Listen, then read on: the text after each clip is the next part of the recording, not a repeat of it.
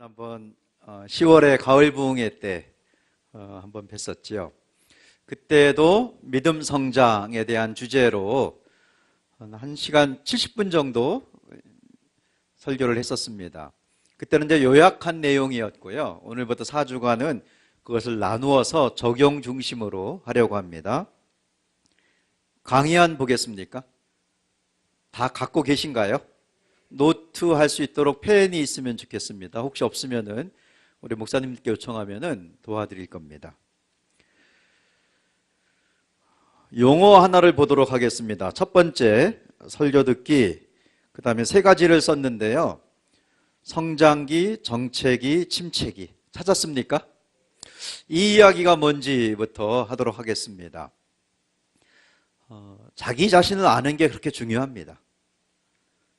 성장기, 정체기, 침체기. 우선 우리 인간의 몸도 외적인 부분에서 성장할 때가 있는 반면에 또 그 성장이 멈출 때가 있다는 겁니다. 우리 아이들이 보니까요, 이제 우리 막내 애가 올해가 20살 됐어요. 근데 걔가 14살 때, 15살 때 친구들이 그렇게 우리 집에 자주 왔습니다. 이제 부모가 같이 선교사이고 그래서 우리 집에 자주 왔었는데 하루에 밥을 5끼씩 먹더라고요. 먹으면서도 배고프대요. 그러니까 밥 숟가락이 입에 들어가면서도 배고프다고. 그렇게 겨울 내내 먹는 거예요. 자기들끼리 해 먹고 우리 아내가 또 식재료 준비해 놓고 가면은 막 이것저것 해서 먹고 그러더니 한 15cm가 컸습니다. 보통 그럴 나이가 있죠. 중학생 때, 이제 고등학교 들어갈 때쯤 성장기입니다. 정형외과적으로 성장판의 활동이 가장 활발한 때인데요. 거의 일주일에 한 번씩 키를 재요. 저희 거실에. 이제 형보다 크는 게 얘 목표인데, 그 뒤에 이제 키를 재면서 거의 일주일마다, 어떤 때는 막 수시로 잽니다. 재미있나 봐요. 잴 때마다 숫자가 표시가 달라지니까. 그러더니 이제 고등학생이 되고 한참 지나서는 키 재는 걸 안 하는 거예요. 그래서 요즘에 왜 키 안 재니? 형보다 어떻게, 형이 이제 한국에 없어갖고 요새 딱 대고 할 수가 없거든요. 재미가 없는 겁니다. 잴 때마다 똑같으니까. 이 키를 재도 계속 차이가 있어야 재미가 있는데 성장하는 게 멈춘 겁니다.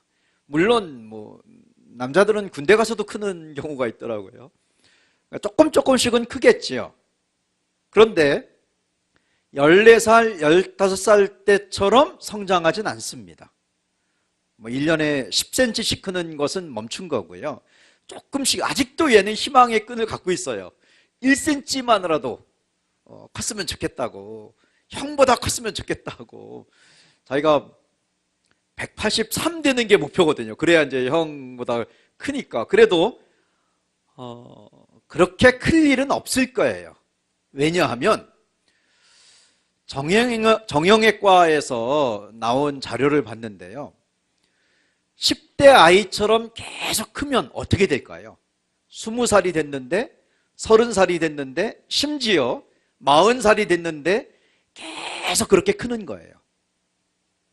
그러면 죽습니다. 몸의 균형이 깨지기 때문에. 그러니까 성장병이 생기는 거죠. 그러니까 성장통이 아니고 계속 몸이 성장하면 살 수가 없습니다.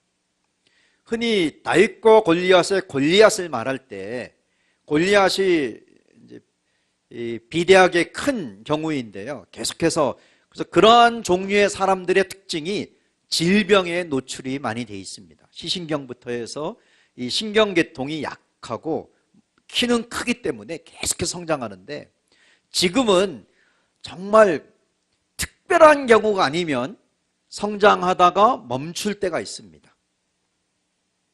그 다음부터는 내면으로 성숙하든지 아니면은 근력이 발달하든지, 그러니까 사람이 몸이 성장할 때가 있는 반면에 그게 멈출 때가 있다는 겁니다. 이게 정상적이라는 거예요. 물론 사람의 몸을 모든 자연현상이나 이 공동체의 특징이나 개인의 정서적이고 정신적이고 영적인 부분에 적용하는 거는 좀 무리가 될 수도 있지만 크게 범위를 벗어나지 않는 범위 안에서 고민해 볼 필요가 있습니다. 그러니까 사람의 외적인 몸이 영혼, 육에 대한 부분이 그렇게 계속 성장하다가 멈추는 기간, 우리가 키가 그만 큰다고 그렇게 고민이 되더라도 그냥 받아들이지요. 항상 크는 건 아니니까. 근데 만약에 그걸 받아들이지 않고 지금 20대 후반이 됐어요. 30대가 됐습니다. 근데 10대처럼 키가 크고 싶어서 그때처럼 계속 먹으면 어떻게 되냐면 비만해집니다. 혹시 여러분의 연령을 제가 다 모르겠는데요. 20대, 30대, 40대 중에 가장 몸이 약한 나이, 이 체력이나 또는 어떤 지구력이나 근력이 30대가 제일 약하답니다. 20대 때는 운동을 안 해도 튼튼한 거예요. 40대는 정신 차리고 운동하죠. 30대는 아직도 20대인 줄 알아요. 그래서 축구를 해보면 30대가 집니다. 실제로 그래요. 그런데도 불구하고 20대, 10대처럼 30대에 먹기만 하면 체력도 떨어지는데 비만이 심해지니까 질병이 생깁니다. 이제 성장기가 멈출 때쯤 되면 거기에 맞게 먹는 양도 조절하고 필요하면 줄이고 영양가 있는 걸 먹고 그 기간을 받아들이는 겁니다. 이게 우리 몸에 성장기가 있고 정체기가 있고 침체기가 있는 겁니다. 공동체도 마찬가지입니다. 교회도 마찬가지예요. 역사 속에서 제가 이제 선교 역사를 공부하고 관심 있게 하면서 여러 모임에서 나누었는데 함께 선교사들하고 토론하면서 함께 나눈 경우가 참 많았습니다. 근데 선교 역사에도 비슷합니다. 어떤 한 운동이 일어나면 부흥이라고 할 수가 있죠. 그 운동이 계속 잘 되는 게 아니에요. 이 순환 주기가 짧은 경우는 30년 정도입니다. 좀 이렇게 깨어 있어서 지도자들이 늘 겸손하게 어떤 현상을 미리 예측하고 잘 준비하면 한 50년 정도 갑니다. 그렇게 계속 성장하는 게 아니에요. 계속 좋아지는 게 아닙니다. 근데 하나님의 나라 전체는 은혜가 있죠. 한 단체가 쭉 자라다가 안 되면은 또 다른 그룹이 일어나서 쭉 치고 나갑니다. 그래서 단체도, 공동체도 성장기가 있고 정체기가 있고 침체기가 있습니다. 교회도 비슷합니다. 우선 공동체 안에 개인의 몸에도 밥을 많이 먹어서 키가 크는 때가 있는 반면에 그게 멈추고 이제는 정신적이고 정서적으로 성숙해져야 되는 기간이 있는 것처럼 한 공동체에도 성장기가 있고 침체기가 있는데요. 한마디로 성장기는 어떤 시대냐면은 무엇을 하든지 잘 됩니다. 그게 성장기예요. 무엇을 하든지 어떤 프로그램을 하더라도 잘 되는 때가 성장기입니다. 그와 반면에 침체기는 무엇을 해도 안 되는 때입니다. 미술 용어로 데칼코마니라고 해서 이제 물감을 쭉 짠 다음에 한번 접었다가 딱 피면 어떻게 됩니까? 서로 대칭이 되죠, 비슷하게. 성장기랑 침체기가 현상은 정반대인 것처럼 느껴지지만 비슷한 게 있어요. 무엇해도 안 되는 때가 있습니다. 교회도 선교단체도 어떤 신앙 공동체든지 무엇을 해도 안 되는 때가 침체기가 있는 반면에 무엇을 하든지 잘 되는 때가 있어요. 조금 더 들어가 볼까요? 공동체의 성장기의 특징은 누가 해도 잘 됩니다. 침체기는 누가 해도 안 됩니다.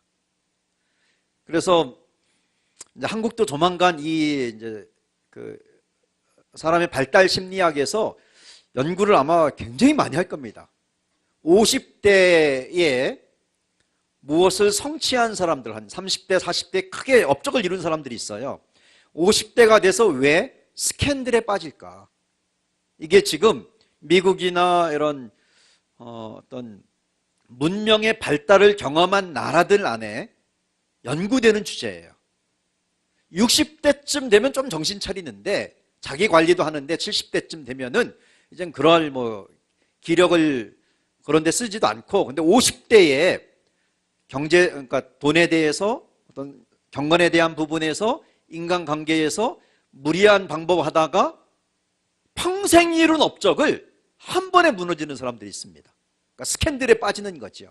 왜 이런 일이 반복해서 벌어질까? 50대에 30, 40대에 뭔가를 성취한 사람들이 회사에 임원이 됐다든가 하는 일이 아주 잘 됐다든가 큰 업적을 이뤘다든가 그런 사람들의 심리를 조사하면은요, 하나의 공통점이 있다는 겁니다.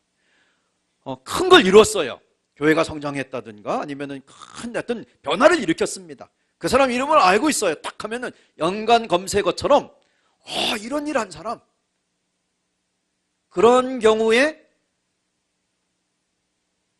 모든 사람이 그러는 건 절대로 아니겠죠. 아주 일부분이지만 스캔들에 들어가는 사람들의 특징 중에 하나가 뭐가 있냐면요, 내가 이룬 일이 내가 했다고 생각합니다. 그 업적을 내가 열심히 하고 나는 뛰어났고 나는 잠도 안 자고 했고 그래서 이걸 이뤘다.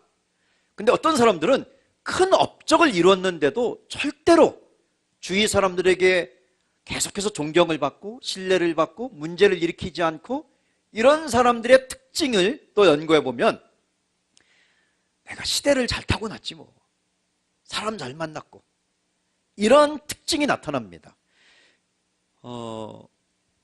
시대의 도움이냐 나의 성취냐 보는 관점이요, 작은 차이처럼 느껴지지만 엄청난 차이점이 생깁니다. 시대의 도움이 있어요. 그러니까 성장기에 내가 어떤 일을 하는데 잘 됐어요. 사실은 개인의 노력, 발전 분명히 있습니다. 분명히 있지만 개인의 차이도 분명히 있지만 시대 자체가, 우리 신앙적인 표현으로 성령의 기름 부음이 있든지 아니면 부흥의 물결을 탔든지 어땠든지 간에 무슨 일을 하든지 누가 하든지 잘 되는 시대가 있다는 겁니다. 그래서 내가 시대를 잘 탄 거야, 사람을 잘 만난 거야, 늘 그렇게 생각하는 사람들은 스캔들에 안 들어간다는 거예요. 근데 모든 걸 내가 이루었다 하는 사람들은 간혹 교만해져서 아니면 자기 관리를 못하기 때문에 어떤 때는 신뢰를 잃어버려서 그걸 수습하다가 문제를 더 일으킨다는 겁니다. 성장기는 물론 이제 상황마다 다를 수는 있습니다. 그렇지만 일반적으로 하는 일이 누가 하든지 무슨 종류든지 어떤 프로그램이든지 잘 되는 시대예요. 침체기는 정반대입니다. 누가 해도 안 됩니다. 무슨 일을 해도 안 됩니다. 그래서 이제 성장기와 침체기를 이해하는 게 중요합니다. 그래서 성장기 때의 특징은 누가 해도 잘 되고 무슨 일 해도 잘 되기 때문에 꼭 필요한 게 하나 있습니다. 먼저 하는 겁니다.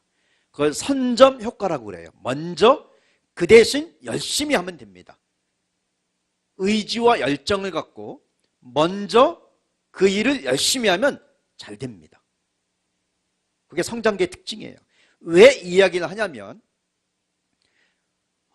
우리 개인의 신앙에도 성장기가 있고 침체기가 있습니다. 이건 구원에 대한 것이 아닙니다.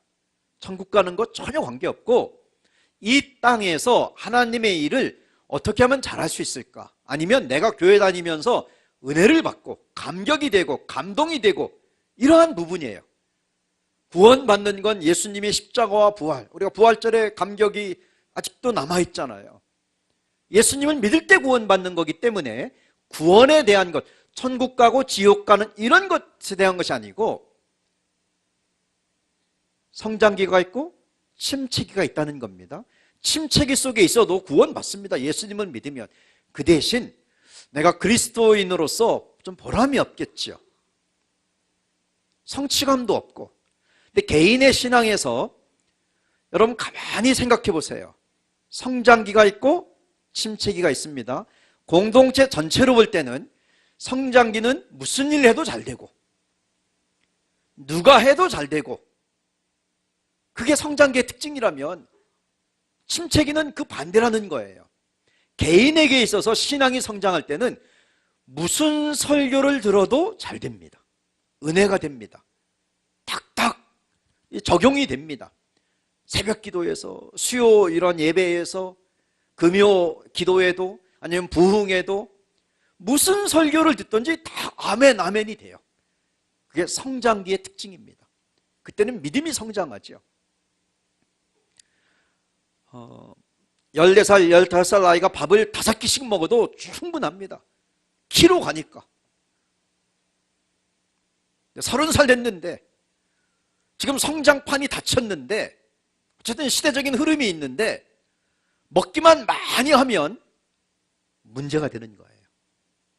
오늘부터 4주간의 주제가 설교 듣기에 대한 겁니다. 정체기는 예술적인 아주 절묘한 경계의 기간입니다.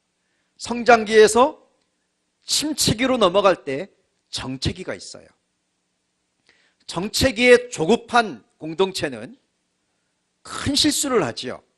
늘 성장기에 그 어떤 것, 그게 기준이 돼갖고 그걸 잊지를 못해요. 그래서 막 더 열심히 하고, 리더들은 막 더 몰아세우고 네가 하면 되지.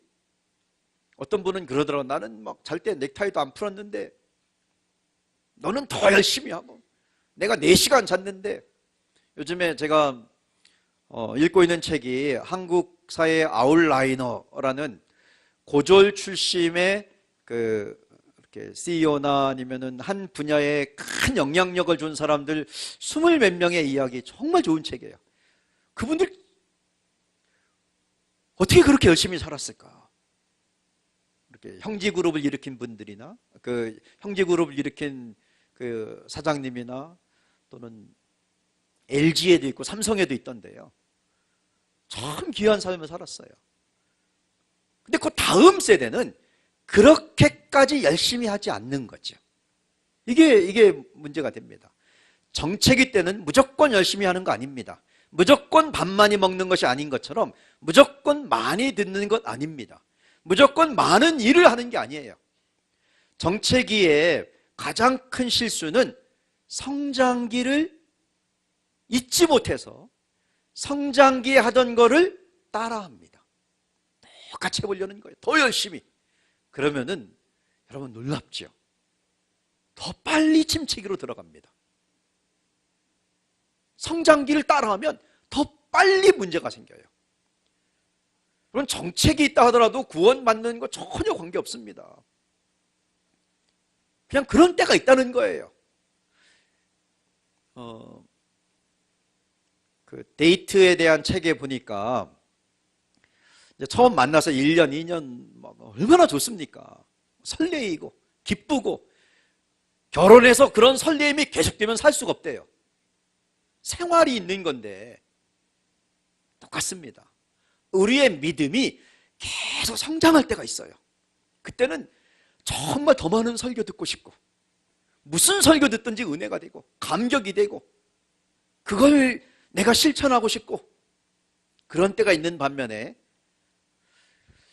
요즘에 예배 가는 게 지루하고 겁부터 나고, 졸릴까봐, 아니면은 내가 딴 생각할까봐, 감동이 없을까봐, 은혜를 받지 못할까봐, 그렇게 설교를 들어도 목사님이 열심히 설교하는데도 와닿지 않는 경우도 있습니다. 그럴 때도 있다는 겁니다. 저는 한국교회 전체적으로 침체기가 오지 않았다고 생각합니다. 그건 분명해요. 침체기가 아닙니다. 그 대신 성장기도 아닌 거죠. 성장기를 이뤄낸 우리의 선배들을 충분하게 존경해야 됩니다. 제가 요즘에 월요일마다 이제 목회자들을 많이 만나는데요. 우리의 윗세대를 충분히 존경해야 돼요. 여러분 원로 목사님을 존경해야 됩니다. 섬겨야 돼요. 저는 목양교회 소속된 게 아니니까 이제 편하게 이야기를 하겠습니다. 어른을 무시해서 잘 되는 법이 없습니다. 충분하게 섬겨야 되는데 그 대신 방법은 따라하면 안 됩니다.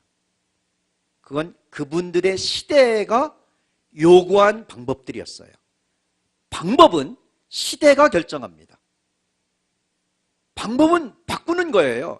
날이 더우면 옷을 벗고 추우면 옷을 입는 거랑 똑같습니다.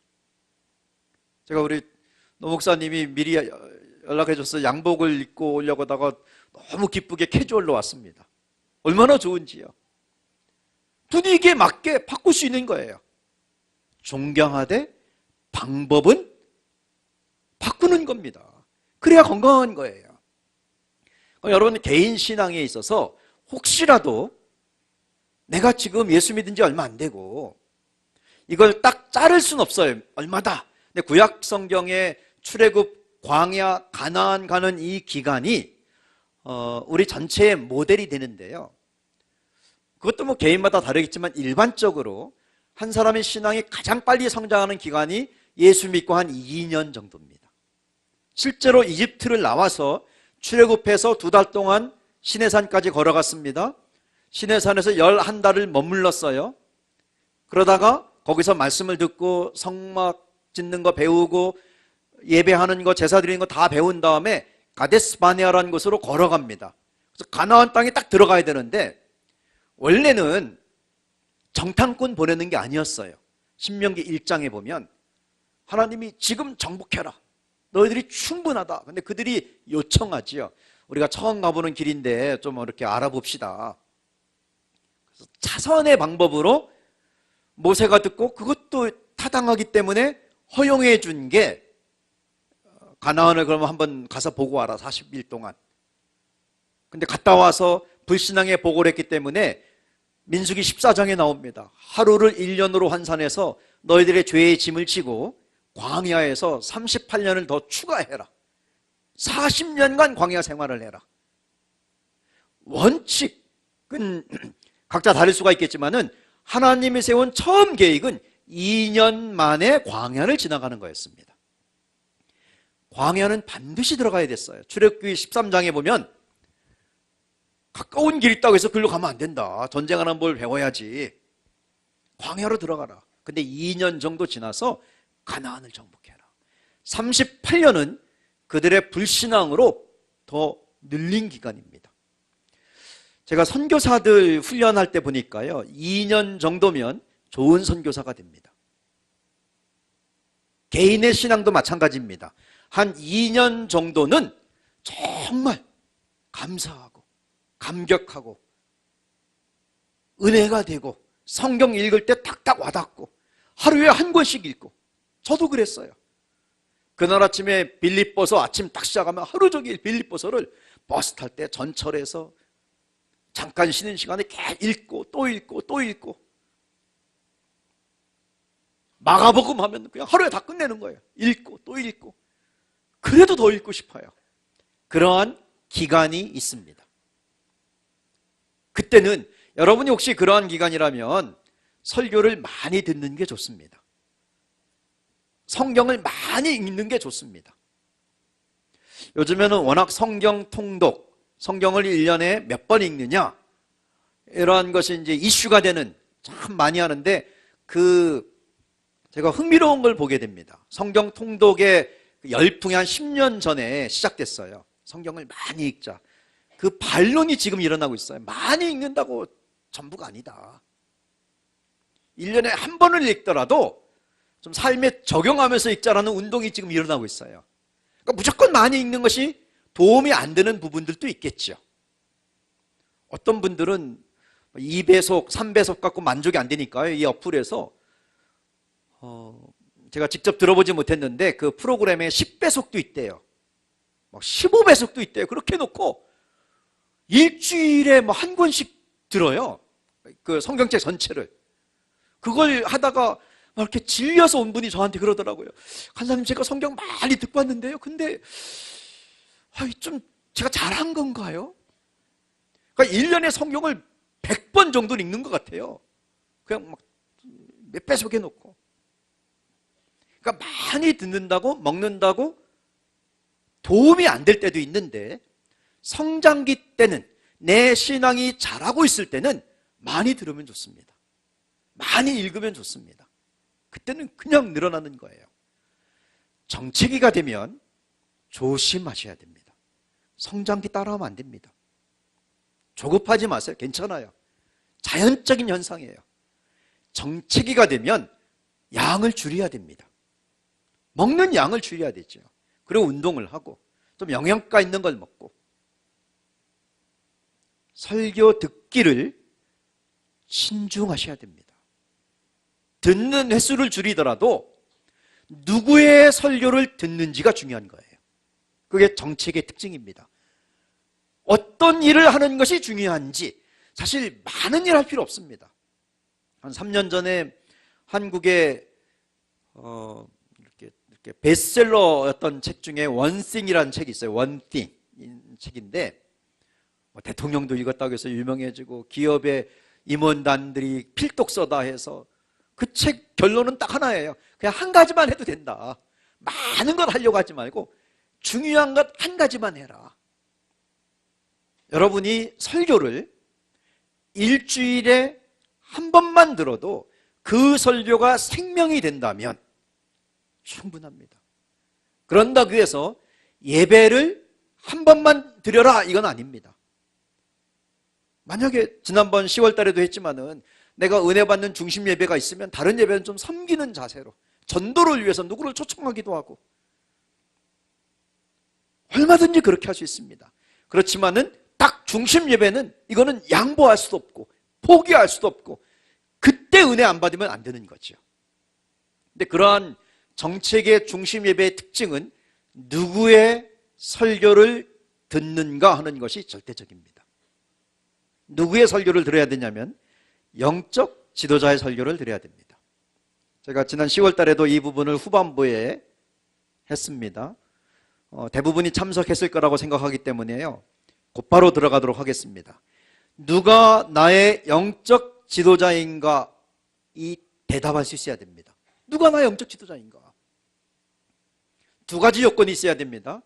여러분에게 여러분의 신앙에 절대적 영향력을 준 분들이 계세요. 목양교회 이전에 있던 교회일 수도 있고, 아니면 또 다른 내 고향에 있는 그 교회의 목사님일 수도 있고, 전도사님일 수도 있고, 여러분 마음속에 살아계신 그 영향력을 주는 분이 계시겠죠. 나에게 세례 주신 분일 수도 있고. 그런 분들을 사랑해야 됩니다. 존경해야 됩니다. 점검해 봐야 돼요. 현재 나의 영적 지도자는 누구인가? 두 가지 요건이 있어야 됩니다. 정기적으로 만나고 있는가? 정기성. 그 다음에 그분이 나를 알고 있는가? 내가 그분을 알고 있는가? 인격성. 혹시 내 이름을 모른다 할지라도 얼굴은 알고 있는가? 내가 이 교회 교인인지는 알아야 되는 거겠죠. 근데 이러한 소망을, 열정을 끊지 마세요. 목사님이 내 이름을 알아야 되는 거죠. 그럼 어떻게 알릴 수 있을까? 관계를 맺는 겁니다. 친밀한 관계를 맺는 거예요. 인격적인 관계. 영적 지도자이기 때문에 나의 선한 목자로 인정하고 존중해서 만나는 거예요. 기도도 하고, 또 기도 제목도 알려드리고, 상담할 수도 있고, 다른 데 가지 마시고 영적 지도자에게, 선한 목자에게. 근데 누가 나의 영적 지도자인가? 인격성과 정기성으로 결정을 하세요. 그리고 중심 예배를 정해서 그 예배를 통해서 주시는 하나님의 말씀을 듣는 겁니다. 여러분의 교회는 이제 큐티를 많이 하는, 앞으로 점점 많이 하기 정말 좋습니다. 우리 담임 목사님이 얼마나 이 부분에 잘 여러분을 도와주시겠죠. 근데 항상 아셔야 돼요. 저희는 30년간 큐티 중심으로 사역을 해봤어요. 예수원단에서 묵상훈련을 워낙 많이 하고, 지난번에도 말씀드렸지만 제가 성서윤위원회에 또 있었기 때문에요. 항상 보조적인 겁니다. 가장 중심되는 것은 예배 가운데 말씀을 듣는 겁니다. 내가 개인이 성경을 공부하고 묵상을 깊게 해서 1대1로 듣는 것보다 더 중요한 것은 예배 가운데.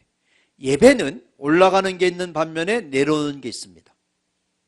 찬양을 하고 기도를 하고 헌금을 드리는 거죠. 그게 올라가는 거예요. 내려오는 거는 은혜를 받고 그분의 음성을 듣고 말씀을 듣는 겁니다.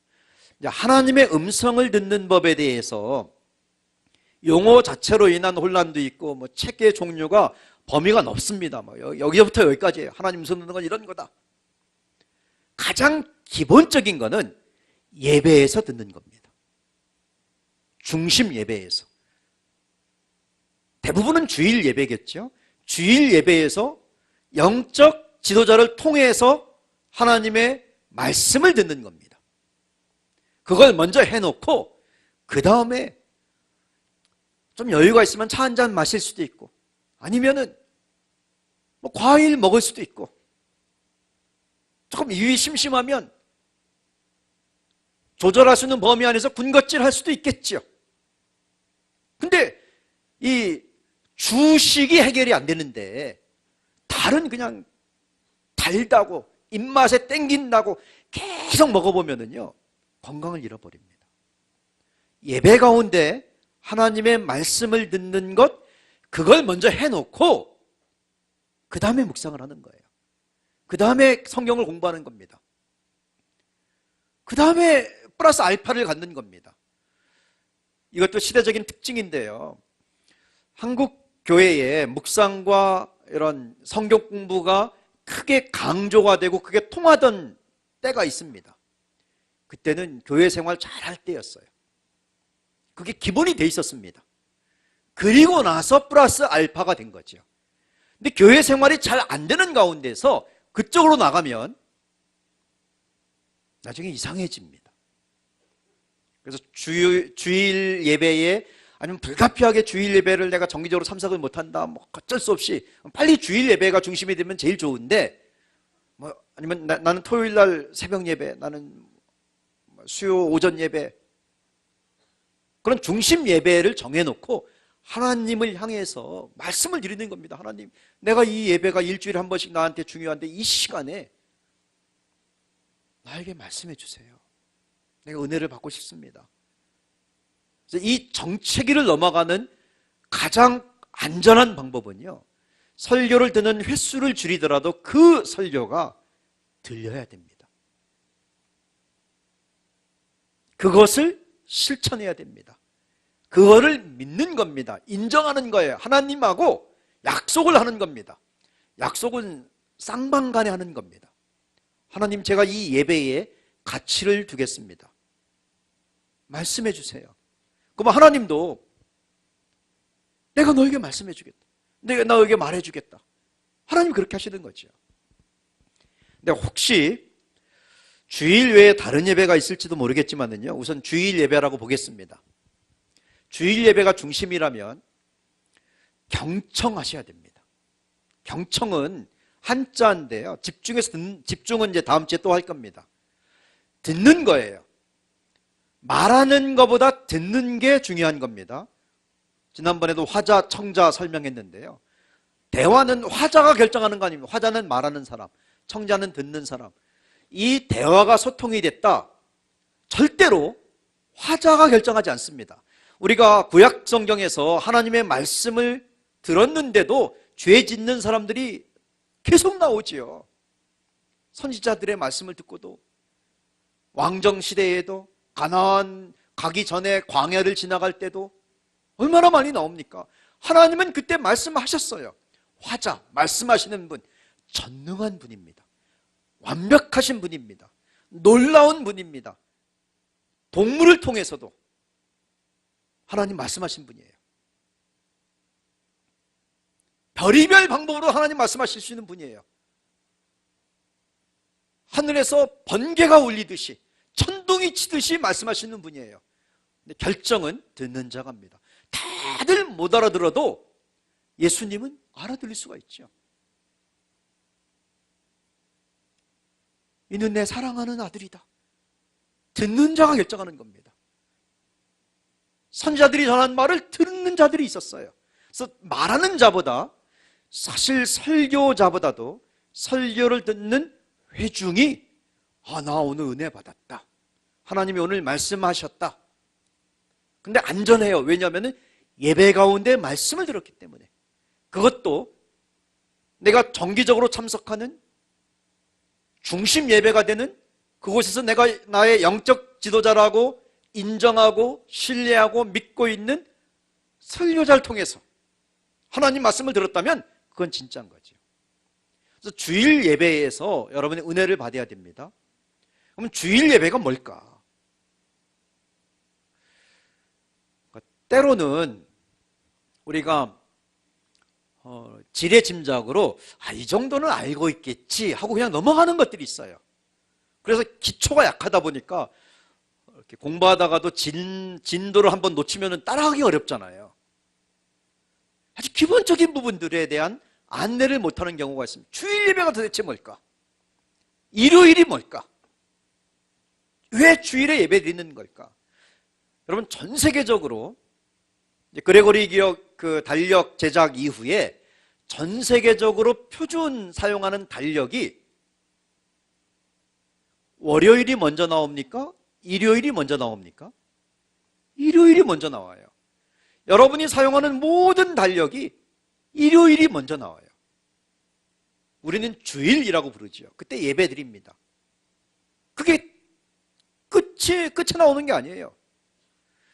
여러분이 주일 예배를 둘 중에 하나일 수 있습니다. 한 주간의 마감으로 생각하는 사람도 있어요. 그래서 감사합니다. 이번 주를 잘 지켜냈습니다. 하나님 도와주셔서 감사합니다. 하나님이 함께 해주셨습니다. 한 주간의 마지막으로 감사해서 좋긴 한데요, 그거는 건강한 건 아닙니다. 주일 예배의 역할은 한 주간을 여는 날이에요. 그래야 월요병 없습니다. 한 주간을 시작하는 날, 일주일간 열심히 일했으니까 나는 쉬는 날, 그 토요일로 하면 됩니다. 일요일은 한 주간을 시작하는 거예요. 차분하게 준비하고 이번 주간 뭐 할 것인지 생각도 하고. 주일 예배의 역할은 여러분이 결정할 수 있습니다. 원래는 이게 맞는 거예요. 캐톨릭은 아직도 이걸 지키고 있죠. 미사 끝나고 나오면, 물론 뭐 그게 다 좋은 건 아니지만 문장은 살아남아 있어요. 주일 예배는 그날 듣는 설교가 왜 중요하냐면, 내가 한 주간 살아가는 여러 가지 일이 있을 거예요. 그건 내가 60%, 70% 짐작할 수도 있고, 어떤 건 짐작이 안 될 거겠죠. 그래도 뭐 대충 반복적인 일상이 있기 때문에. 근데 하나님은 다 아십니다. 하나님이 네가 한 주간을 승리하면서 세상의 빛으로, 그리스도인으로 살라, 승리할 수 있는 방법을 알려주는 겁니다. 그걸 듣는 시간이에요. 여러분이 한 주간 살아가는 모든 문제들의 해답은 주일 예배 안에 있습니다.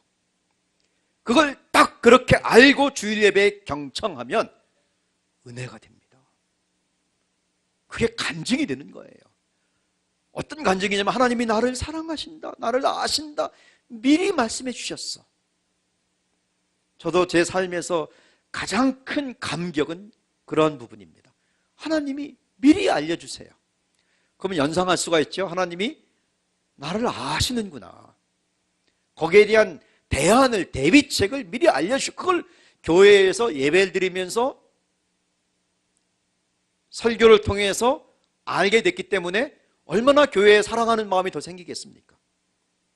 제가 요즘은 이제 주일날을 거의 한 교회에서 할 수가 없는데요. 주일날 계속 이렇게 사역이 있고 설교와 강의가 있기 때문에. 근데 제가 제일 바쁠 때, 정말 제 삶의 하이라이트 같은 기간이 있었어요. 그때는 너무나 바빴어요. 그래서 주일에 은혜 받지 않으면 사역할 수가 없었어요.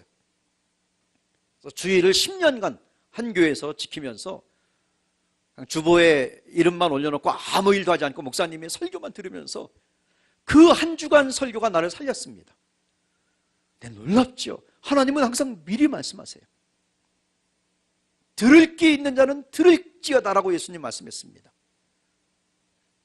여러분, 주일 예배의 가치를, 역할을, 위치를 거기다 딱 올려놓으면 그게 풀립니다.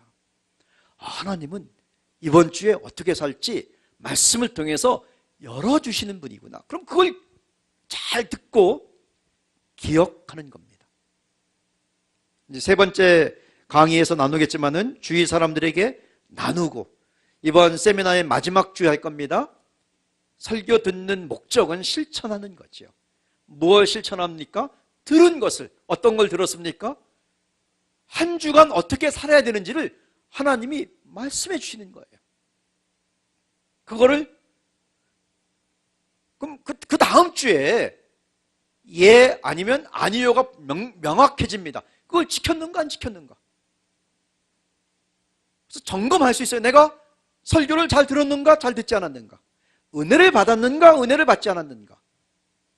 그래서 매주마다 이렇게 신앙생활하면은요, 정책이 이 기간이, 여러분이 그때 내가 정말 훈련받을 때 은혜 받고 정말 모든 걸 들어도 다 감격이 됐는데 왜 지금은 잘 안 될까? 내가 뭔가 문제가 있나? 혹시 죄가 있나? 침체기는 회개를 해야 됩니다. 이건 전혀 다른 접근이에요. 여러분이 정체기에 들어갈 때 그걸 자연스럽게 받아들이세요. 그렇지만은 현실적인 방법을 찾는 겁니다. 방법을 좀 이렇게 횟수를 줄이고 집중하고 은혜를 받고 그대로 이 설교를 지키는지 지키지 않는지를 확인하기 위해서 설교를 듣는 겁니다. 그래서 오늘 강의한 마지막 5번째에 주일 예배의 역할에 대해서 써놨습니다. 그래서 경청을 하셔야 되는 거예요. 근데 경청이 안 될 때 장기적으로 설교자와 관계가 좀 이렇게 신뢰 관계가 아니다. 그럼 설교가 잘 안 들립니다. 사람은요, 정상적인 것이 자연적인 것, 상식적인 거예요. 내가 좋아하는 사람의 말이 잘 들립니다. 내가 신뢰하는 사람의 말이 들리는 거예요.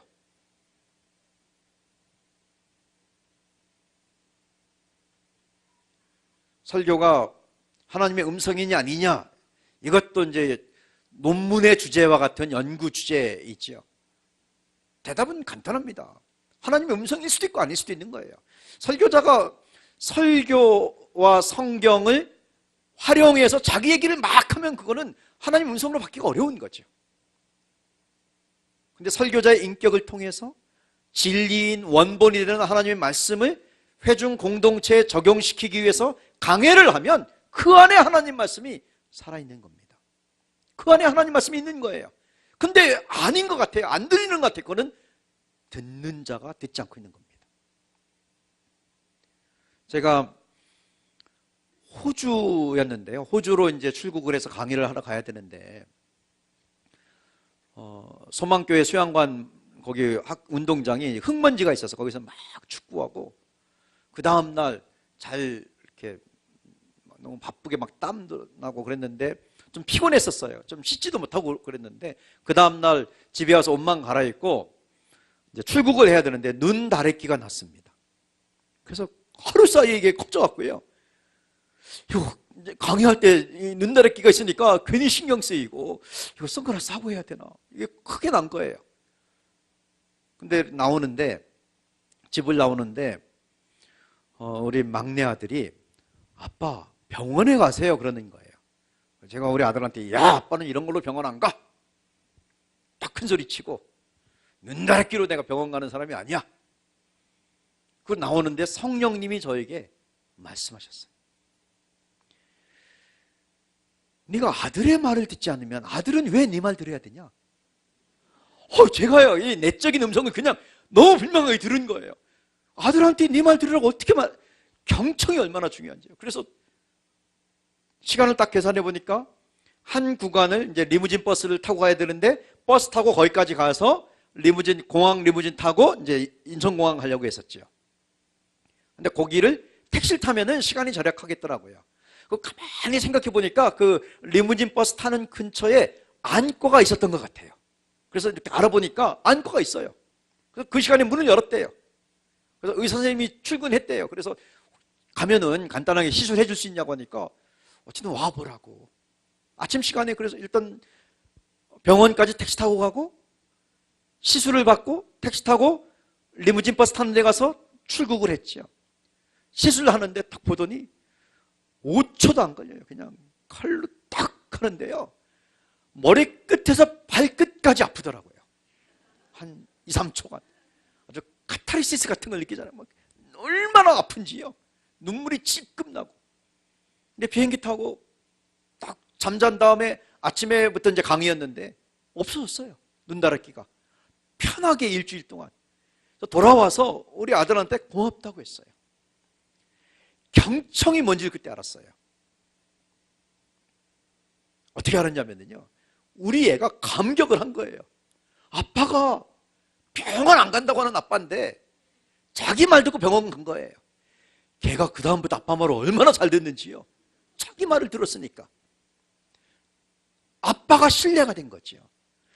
이게 경청해야 신뢰되는 것도 있고 신뢰 관계가 있어야 경청이 되는 게 있습니다.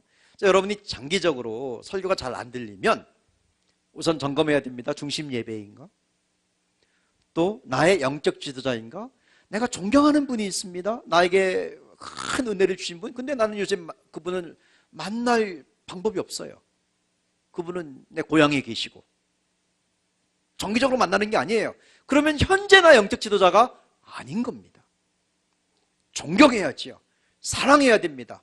근데 그분이 정기적으로 나에게 영의 양식을 주는 분은 아닌 거예요. 근데 정기적으로 내가 예배를 참석해요. 근데 대형교회 문제가 그런 거잖아요. 예배에 참석해요. 근데 인격적인 교제가 전혀 없어요.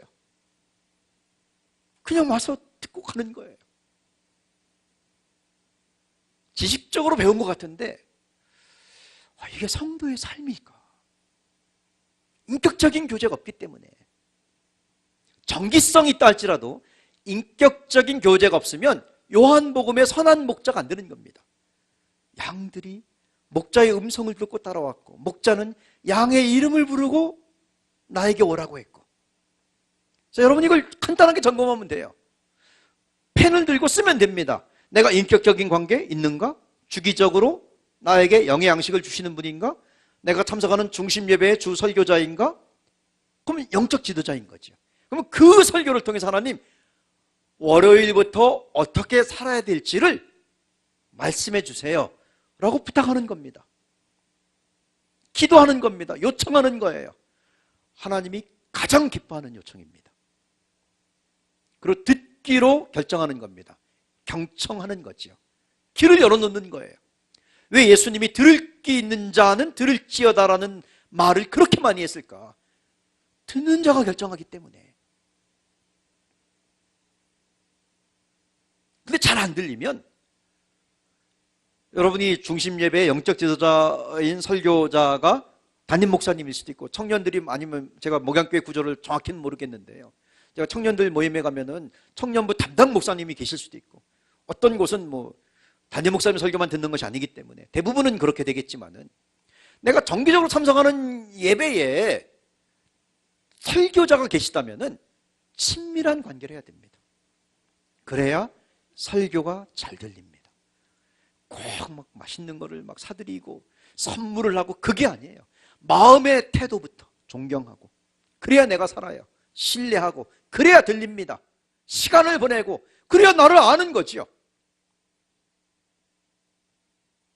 제가 이제 산업단지에 있는 교회 가면 청년들이 회사 때문에 온 청년들이 많거든요. 또 2, 3년 있다가 이제 다시 구미 갔더니 이렇게 구미 파주 쪽으로 많이 옮겨 다니던데 창원으로 가기도 하고 정을 안 줘요. 또 옮겨갈 거니까 그러지 말라고 했어요. 2년 있다 하더라도 2년 동안 3년 있으면 3년 동안 정기적으로 참석하는 예배가 있으니까 영적 지도자로 알고 친밀한 관계를 하고 한 주간 승리하고 살아야 되기 때문에 그렇게 해라. 맨날 선교단체만 생각하거나 고향 목사님, 고향교회 목사님에게만 연락하거나 아니면 그럴 거면은 주말마다 네 고향에 있는 교회로 가라. 한 청년은요 왕복 9시간을 4년 동안 다녔어요. 그 교회를 도저히 안 되는 거예요. 다른 분이 이렇게 와닿지 않는 거예요. 그 청년에게는. 왕복 9시간을. 제가 어제도 만났는데요. 정말 훌륭한 청년입니다. 그 청년은 올바른 결정을 한 거예요. 정기적으로, 인격적으로, 영적 지도자가 있는 거죠. 근데 그렇지 않으면 정기적으로 참석하는 예배에 역할을 이렇게 올려주는 겁니다. 하나님, 이 예배에서 말씀해 주세요. 근데 내가 갑자기 왔더니 목사님을 잘 몰라요. 그러면은 설교를 잘 듣기 위해서, 잘 들리기 위해서, 경청하기 위해서 좋은 관계를 맺어야 됩니다. 단기적으로는 강의 한 4번째 있는 것처럼 우리의 마음이 좋은 마음이 돼야 됩니다. 우리의 마음이 좋은 마음이 돼야 됩니다. 누가복음 8장은 찾아보겠습니다. 누가복음 8장 4절부터 15절인데요. 8절 말씀.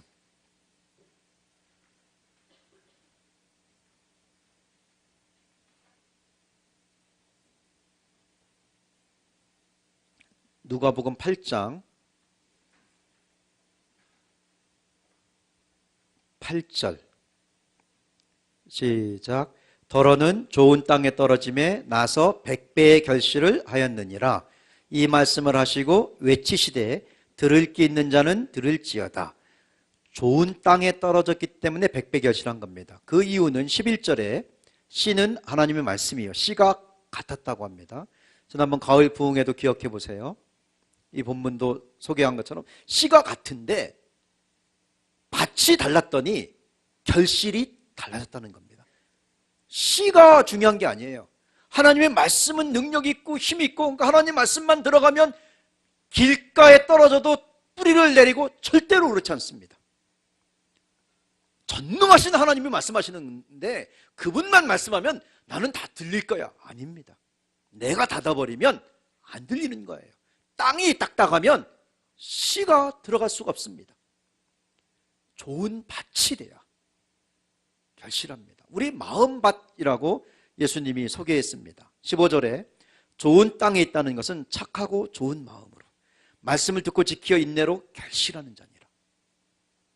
좋은 땅이라는 것은 좋은 마음이다. 그러니까 토요일 되면 여러분이 좋은 마음으로 준비를 하세요. 너무 걱정하지 마시고, 우리 여자분들이 90%를 이루어지지 않을 일을 걱정한다고 하잖아요. 그 손해입니다. 시간 손해예요. 걱정하지 마시고 하나님이 살아계십니다.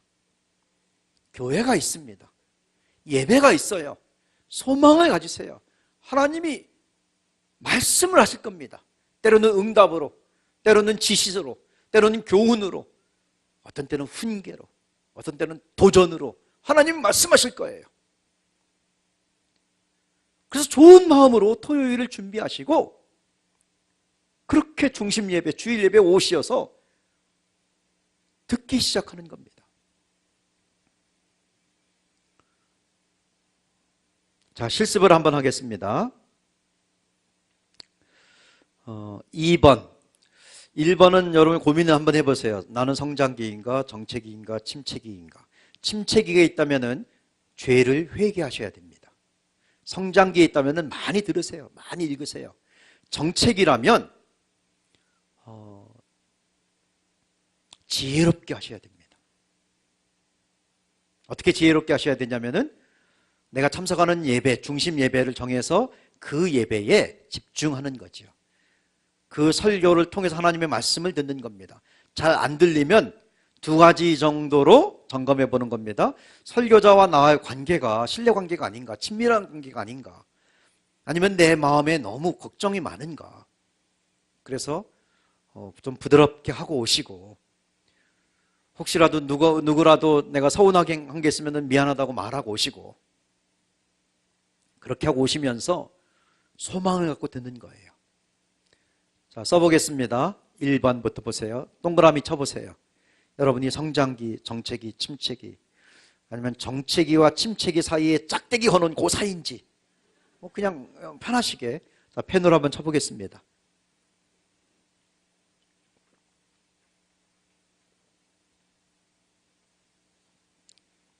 했으면은요, 여러분 중심 예배를 다시 한번 정해 보겠습니다. 요일과 시간을 써보십시오. 할 수 없이 수요일 날 뭐 저녁 예배, 오전 예배라면은 그렇게 할 수도 있고요. 세계적인 부흥이 있었던 교회는 그 교회에 한 5년 이상 다닌 성도들에게는 주일 예배를 중심 예배로 하지 못하도록 다 빼버렸습니다. 그래서 그들을 위한 목요일 날 예배를 담임 목사님이 직접 하고, 그때는 정말 중직자들의 예배예요. 주일날은 다 섬기는 예배로. 그분들은 이제 중심 예배가 주일이 아니죠. 그걸로 기독교 역사에 괄목할 만한 부흥을 이뤄낸 교회가 있습니다. 그러니까 각자마다 다른 거예요. 여러분이 잘 생각하셔서 중심 예배를 지금 결정하세요. 써보겠습니다. 무슨 요일, 몇 시.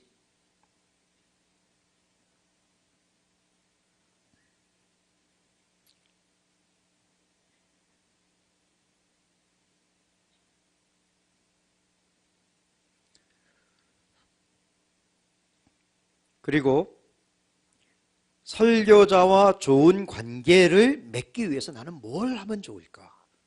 이걸 방법을 찾아보세요.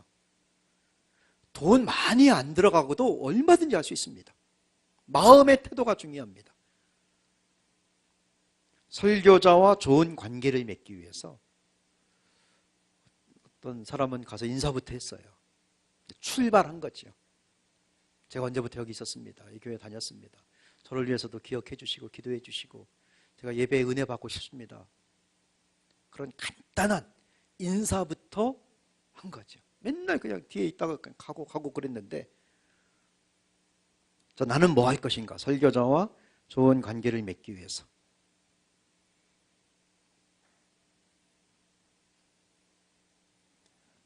그리고 여러분이 요즘에 좋은 마음을 유지하는데 어려움이 되는 것이 있으면 한번 써보겠습니다. 조금 이따 나눌 겁니다.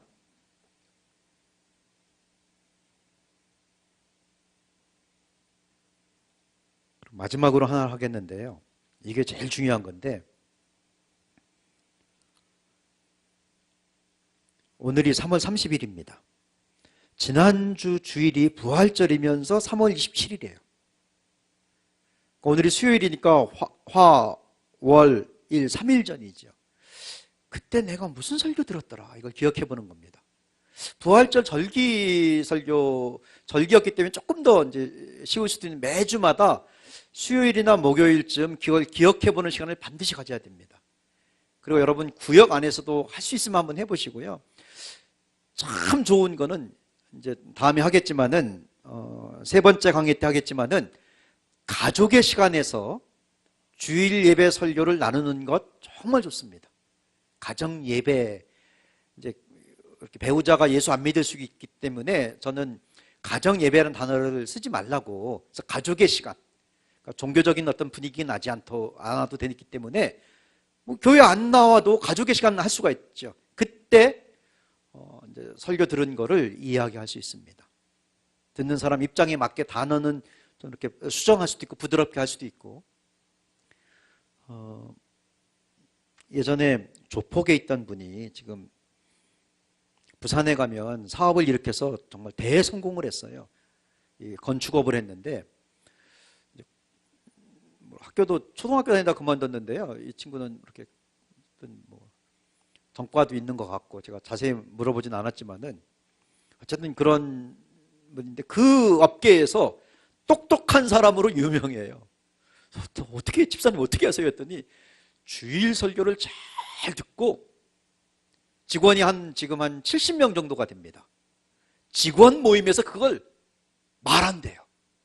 그러면 직원들이 우리 사장님이 저렇게 지혜롭고 똑똑하고 어떻게 말씀을 저렇게 잘하냐고. 그렇게 몇 년 동안 했더니요, 회사가 발전해 갖고 저보고 자기 동네 오면 한번 꼭 와서 자기가 어떻게 하는지 보라고 그러던데요. 가정 예배에서도 부모님이 그렇게 할 수 있습니다. 왜냐하면 내가 들은 거를 이야기할 때 기억에 남습니다. 나눔에 대한 거죠. 자, 쓴 걸 갖고 주위에 2분, 3분씩 그룹으로 한 10분을 드리도록 하겠습니다. 9시까지 끝내려고 지금 53분인데요. 10분 조금 전에 제가 마무리할 수도 있는데 우선 한번 나눠보겠습니다. 첫 번째부터 내 상태가 어떤가부터, 그 다음에 나의 중심 예배 언제고 누가 나의 영적 지도자인가. 정말 여러분이 계속 마음에서 떠나지 않은 어떤 목사님, 나에게 큰 은혜 주셨던 목사님이 계시다면 그 교회 가는 게 좋아요. 그게 서로 좋습니다. 근데 갈 수가 없다 그러면은 내가 있는 곳에서 마음을 여기 주셔야 돼요. 그래야 내가 살 수가 있습니다. 그걸 결정하는 겁니다. 그리고 어떻게 하면 더 잘 들릴 수 있는지를 방법들을 한번 이야기해 보고요. 지난주에 어떤 걸 적용은 차근차근 앞으로 3주가 더 남았으니까 좀 더 하도록 하겠습니다. 자, 시작해 보죠. 2분, 3분씩 오늘 쓴 걸 가지고 해보겠습니다.